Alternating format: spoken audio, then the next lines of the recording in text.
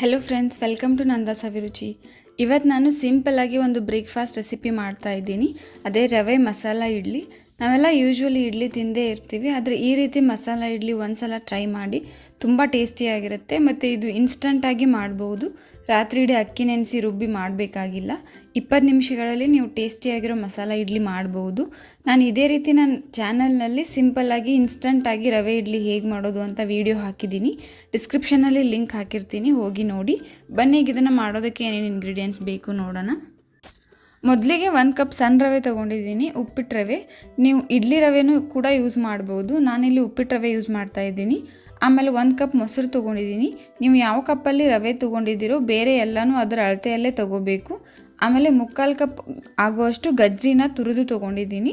ಆಮೇಲೆ 4 ಹಸಿಮೆಣಸಿನ್ಕಾಯಿ ಸಣ್ಣದಾಗಿ ಕಟ್ ಮಾಡಿ ತೊಗೊಂಡಿದ್ದೀನಿ. ಆಮೇಲೆ ಕರಿಬೇವು ಹೆಸರು ಕಟ್ ಮಾಡಿ ತೊಗೊಂಡಿದ್ದೀನಿ. ಆಮೇಲೆ 1 ಟೇಬಲ್ ಸ್ಪೂನ್ ಕಡಲೆಬೇಳೆ ತೊಗೊಂಡಿದ್ದೀನಿ. ಆಮೇಲೆ ಒಂದು 5ರಿಂದ 6 ಗೋಡಂಬಿ ತೊಗೊಂಡಿದ್ದೀನಿ. ಆಮೇಲೆ 1 ಟೇಬಲ್ ಸ್ಪೂನ್ ಉದ್ದಿನಬೇಳೆ ತೊಗೊಂಡಿದ್ದೀನಿ. ಆಮೇಲೆ 1/4 ಟೇಬಲ್ ಸ್ಪೂನ್ ಜೀರಿಗೆ, 1/4 ಟೇಬಲ್ ಸ್ಪೂನ್ ಸಾಸಿವೆ ಮತ್ತು ಒಂದು ಅರ್ಧ ಟೇಬಲ್ ಸ್ಪೂನ್ ಅಡಿಗೆ ಸೋಡಾ ತೊಗೊಂಡಿದ್ದೀನಿ. ಆಮೇಲೆ ಕೊತ್ತಂಬರಿ ಕಟ್ ಮಾಡಿ ತೊಗೊಂಡಿದ್ದೀನಿ. ಆಮೇಲೆ ರುಚಿಗೆ ತಕ್ಕಷ್ಟು ಉಪ್ಪು ತೊಗೊಂಡಿದ್ದೀನಿ. ಬನ್ನಿ ಈಗ ಹೇಗೆ ಮಾಡೋದು ನೋಡೋಣ. ಮೊದಲಿಗೆ ಒಂದು ಪಾತ್ರೆಯಲ್ಲಿ 1 ಕಪ್ ರವೆ ಹಾಕ್ಕೊಳ್ತಿದ್ದೀನಿ. ಆಮೇಲೆ 1 ಕಪ್ ಮೊಸರು ಹಾಕ್ಕೊಳ್ತಿದ್ದೀನಿ. ಆಮೇಲೆ ಇದನ್ನು ಎರಡೂ ಚೆನ್ನಾಗಿ ಮಿಕ್ಸ್ ಮಾಡ್ತಾ ಇದ್ದೀನಿ.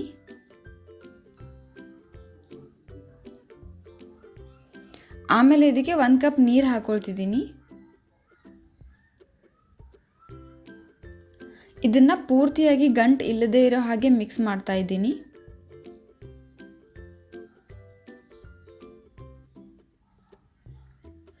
ಆಮೇಲೆ ಇದನ್ನು ಒಂದು 15 ನಿಮಿಷಗಳ ಕಾಲ ನೆನೆಯೋಕೆ ಬಿಡ್ತಾ ಇದ್ದೀನಿ. ಅಷ್ಟರಲ್ಲಿ ಮಸಾಲೆ ಫ್ರೈ ಮಾಡ್ತಾ ಇದ್ದೀನಿ. ಮೊದಲಿಗೆ ಒಂದು ಕಡಾಯಲ್ಲಿ ಒಂದು 2 ಟೇಬಲ್ ಸ್ಪೂನ್ ಅಡಿಗೆ ಎಣ್ಣೆ ಹಾಕ್ಕೊಳ್ತಿದ್ದೀನಿ.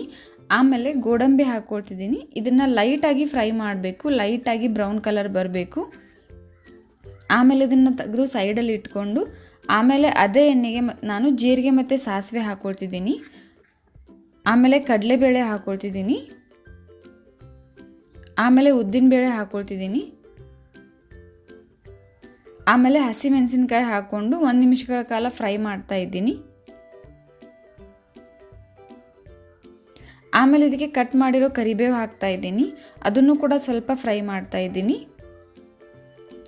ಆಮೇಲೆ ನಾನಿಲ್ಲಿ ಶುಂಠಿನ ತುರಿದು ಹಾಕ್ತಾ ಇದ್ದೀನಿ. ಇದು ಕಂಪ್ಲೀಟ್ಲಿ ಆಪ್ಷನಲ್, ನೀವು ಬೇಡ ಅಂದರೆ ಸ್ಕಿಪ್ ಮಾಡ್ಬೋದು. ಆಮೇಲೆ ಇದಕ್ಕೆ ಗಜ್ರಿನ ಹಾಕ್ತಾ ಇದ್ದೀನಿ. ಇದು ಲೋ ಫ್ಲೇಮಲ್ಲಿ ಗಜ್ರಿ ಸ್ವಲ್ಪ ಸಾಫ್ಟ್ ಆಗೋವರೆಗೂ ಫ್ರೈ ಮಾಡ್ತಾ ಇದ್ದೀನಿ. ಆಮೇಲೆ ಇದನ್ನು ಒಂದು 5 ನಿಮಿಷಗಳ ಕಾಲ ತಣ್ಣಗಾಗಕ್ಕೆ ಬಿಡ್ತಾ ಇದ್ದೀನಿ. ಈಗ ರವೆ ಒಂದು 15 ನಿಮಿಷಗಳ ಕಾಲ ನೆನೆದಿದೆ. ಇದಕ್ಕೆ ತಣ್ಣಗಾಗಿರೋ ಗಜ್ರಿ ಮಿಶ್ರಣನ ಹಾಕ್ತಾ ಇದ್ದೀನಿ.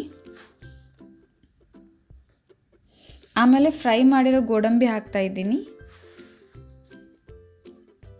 ಆಮೇಲೆ ರುಚಿಗೆ ತಕ್ಕಷ್ಟು ಉಪ್ಪು ಹಾಕ್ಕೊಳ್ತಿದ್ದೀನಿ.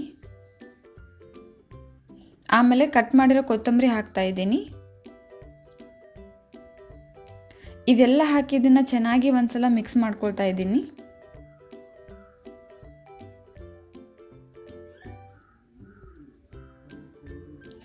ಆಮೇಲೆ ಇದಕ್ಕೆ ಅಡಿಗೆ ಸೋಡಾ ಹಾಕ್ಕೊಳ್ತಿದ್ದೀನಿ.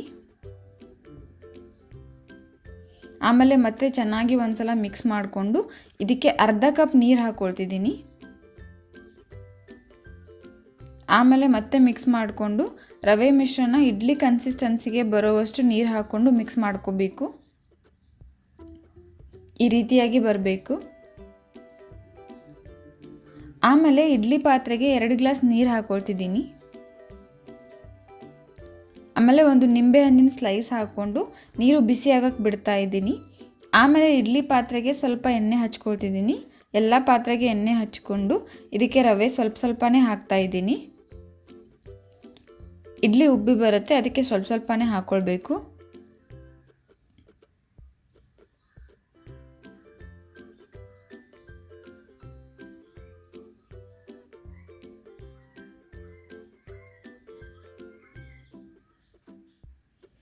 ಆಮೇಲೆ ಇದನ್ನು ಇಡ್ಲಿ ಪಾತ್ರೆಯಲ್ಲಿಟ್ಟು ಲಿಡ್ ಕ್ಲೋಸ್ ಮಾಡಿ ಒಂದು 10 ನಿಮಿಷಗಳ ಕಾಲ ಲೋ ಫ್ಲೇಮಲ್ಲಿ ಬಿಡ್ತಾ ಇದ್ದೀನಿ.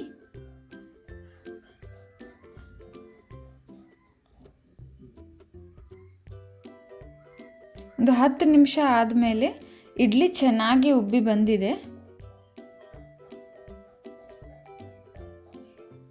ಈಗ ಇದನ್ನು ಒಂದು ಚಾಕು ಸಹಾಯದಿಂದ ತೆಗಿತಾ ಇದ್ದೀನಿ. ನೋಡಿ ಇಷ್ಟೇ ಎಷ್ಟು ಚೆನ್ನಾಗಿ ಮಸಾಲೆ ಇಡ್ಲಿ ರೆಡಿ ಆಯಿತು ಅಂತ. ನೀವು ಒಂದ್ಸಲ ಟ್ರೈ ಮಾಡಿ, ತುಂಬ ಚೆನ್ನಾಗಿ ಬರುತ್ತೆ, ತುಂಬ ಸಾಫ್ಟಾಗಿ ಬಂದಿರುತ್ತೆ. ನೀವು ಇನ್ನೂ ನಮ್ಮ ಚಾನಲ್ನ ಸಬ್ಸ್ಕ್ರೈಬ್ ಮಾಡಿಲ್ಲ ಅಂತಂದರೆ ಪ್ಲೀಸ್ ಈಗಲೇ ಹೋಗಿ ಸಬ್ಸ್ಕ್ರೈಬ್ ಮಾಡಿ. ಮತ್ತು ಇದೇ ರೀತಿ ನಾನು ಹಾಕೋ ಎಲ್ಲ ವೀಡಿಯೋ ನೋಟಿಫಿಕೇಷನ್ಗೆ ಪಕ್ಕದಲ್ಲಿರೋ ಬೆಲ್ ಐಕಾನ್ನ ಕ್ಲಿಕ್ ಮಾಡಿ. ಮತ್ತು ಈ ವಿಡಿಯೋ ನಿಮಗೆ ಇಷ್ಟ ಆಗಿದರೆ ಪ್ಲೀಸ್ ಲೈಕ್ ಮಾಡಿ, ಶೇರ್ ಮಾಡಿ, ಕಮೆಂಟ್ ಮಾಡಿ. ಮತ್ತು ಇದೇ ರೀತಿ ಟೇಸ್ಟಿ ರೆಸಿಪೀಸ್ಗೆ ನಮ್ಮ ಚಾನಲ್ನ ಸಬ್ಸ್ಕ್ರೈಬ್ ಮಾಡೋದನ್ನು ಮರಿಬೇಡಿ. Thank you.